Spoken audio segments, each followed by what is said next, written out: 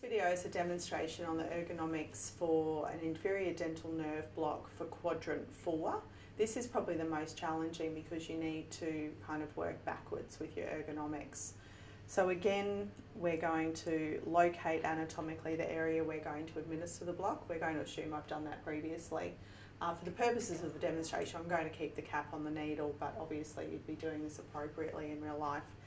So what you want to do is actually come into a bit of a reverse position, but your hip more or less right up against the patient's shoulder.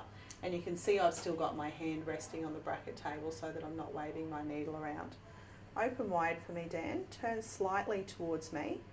And so now I can see clearly the landmarks I'm aiming for. Make sure the patient doesn't lean too far over, because what happens is their tongue actually flops over the area that you're aiming for. So I've really well lined up where I'm going. Open really wide for me, Dan.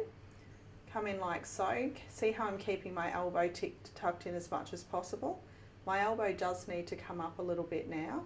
I'm coming from the opposite corner of the mouth, coming into the landmark. Stay open wide for me, Dan. Little pinch now. I'm inserting the needle.